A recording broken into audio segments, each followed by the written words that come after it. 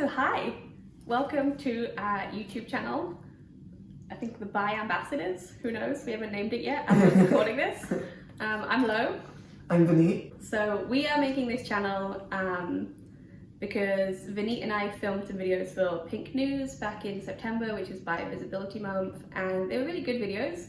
We were really pleased with them, but we wanted to give ourselves more space to talk more about some other issues, some deeper issues that maybe they didn't include in those videos.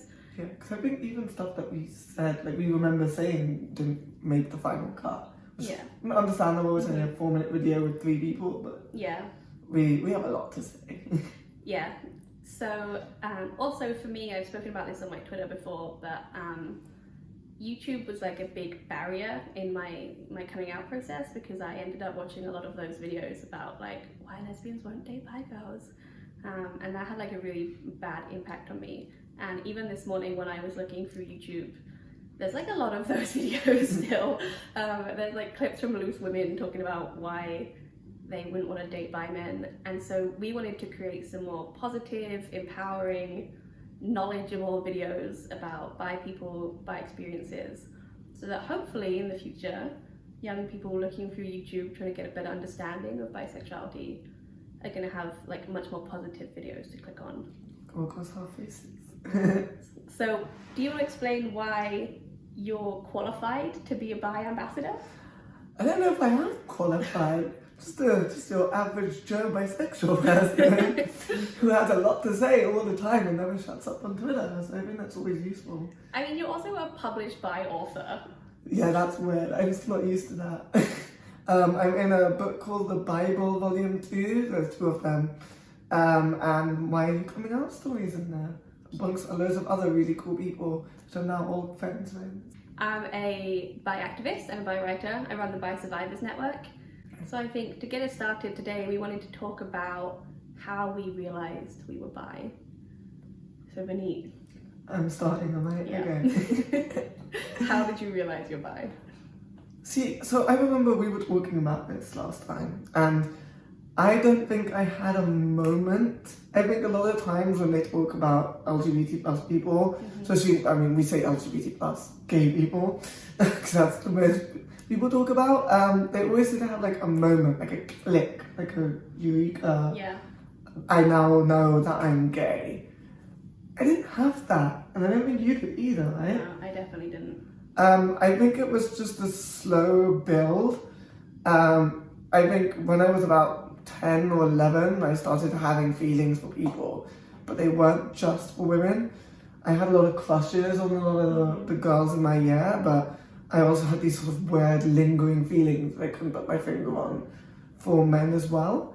And I didn't know what that meant because bisexual was not in my vocabulary, and it did not enter my vocabulary until I was 17.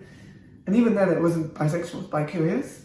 That's late. That's like late to learn the word bisexual, Yeah. I think. It just didn't come in, but I knew what gay was, but it's definitely not something you wanted to be. And it wasn't phrased in a way where it's like, oh, you can be what you want to be, and gay is a thing. It's like, no, you don't want to be gay. Like, it was like some sort of choice that you had over it. So that was my experience. What were yours? So my experience was that I went to a Church of England school, which meant that we had a pastor come in every couple of weeks to give us like assemblies and teach us about the Word of God and whatever. And so even when I was in primary school, I was like aware that I had like little crushes on my friends, that I like wanted to be kind of snuggly with them, like for like boys and girls. But then we had kind of sex ed, but it was more just like learning what a sperm and an egg is. It wasn't like real sex ed. But then after that, our pastor came in and told us that like the only time you can make a baby is when you're like married, and like only a man and a woman get married, and eventually we'll like fall in love with someone of a different gender and want to make a baby. And I remember like filing away in my brain like, oh, so I guess I'm not really, you know, attracted to girls. And like obviously I didn't have those words then, because I was still like, I was like what, 11? But I remember being like, okay, I guess then like I only can like men, and like I'm gonna have to marry a man when I grow up. Yeah.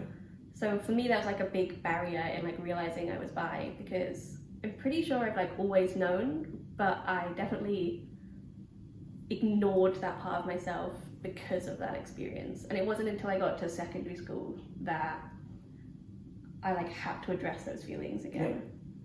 I can't remember why I felt that way, but I did feel that way. We'll talk more about that when we get to our coming out story. Yeah. But it's interesting because you're talking about like how you wanted to be like snuggly with like half. Like I didn't have that for guys. Yeah. I mean like low key, like I was attracted to them, but it was more on a sexual level. But I didn't want to be close to them because I hated them. To an extent, still do. But like the area which I grew up in, so I grew up in Southall, which is in West London, and it's full of South Asian people. And there was just this massive air of toxic masculinity. So it exists everywhere, but it was particularly significant in my area, where everyone was sort of expected to adhere to a certain hierarchy and a certain like social construct of gender and all of that. And I just didn't stick to that at all. Which definitely didn't go down well. But it made me really dislike all the men in my life. A lot of the men in my life were trying to tell me that I needed to be this way and sort of bullied me into the way that I was behaving. So I didn't like men. I was sexually attracted to men, but it then manifested in a way where it was, I just want to be them.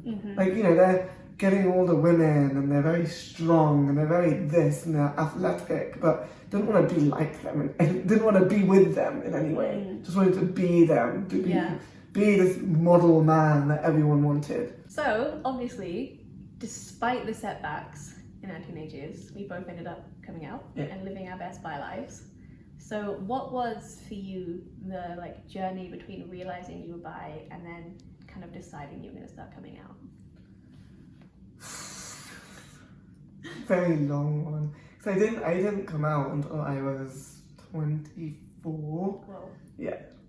And for me, it was, I could talk about this more if we do a coming out episode, but it's like, for me, it was constantly finding ways to deny myself to myself. So I constantly found a reason to say, well, I'm not bi. So like one of the reasons, like I was saying, I was like, I'm sexually attracted to them, but all men are trash. Still are. So there's no point in coming out because I'm never going to be with a man. And then it was constantly just that. And it kept going and going and going until I somehow reached the end of the road and it's a dead end. And I was like, well, I can't, what am I supposed to do now? I can't turn around and I can't do that. I could have done that because in full denial mode, doubled down and just denied it further and just went back around. But I was like, I can't actually handle this anymore. I'm at breaking point and I came out. Yeah. And then that was a mess and we'll talk about that. We'll talk about that in the episode. How about you? So for me, it was quite a strange journey. So I came out at 14. So I came out really young. Very young, yeah. But I came out to my best friend, which we'll talk about next episode. But I distinctly remember going riding with my best friend a year before, because we were both really into horses, and making a joke about how nobody was straighter than I was. And even at the time I knew that wasn't true because I felt like I was aware of not being straight, but I had not admitted that to myself yet. And I wish I could remember my thought process between making that joke to her on the horses that day and then coming out to her a year later. But I honestly can't remember how that happened. Again, there was no eureka moment where I was like, okay, I'm bi, I'm gonna come out now. I just remember there was a lot of internal struggle, a lot of confusion, a lot of trying to think, what if I like girls, then why can't I just be a lesbian? Or if I like boys, why can't I just be straight? At that time, I had not heard of non-binary people because I grew up in a really small town and we just didn't talk about that kind of stuff. But yeah, like we were saying, there was no eureka moment. It was very gradual, it was very confusing. And I think it's important in queer media and for queer people like us to talk more about how it's okay if you don't suddenly have that light bulb moment. And it's okay if it takes you a long time and you spend a lot of time questioning, and if you go back and forth on labels, that's natural, that's really normal, and that's definitely what it was like for me as well.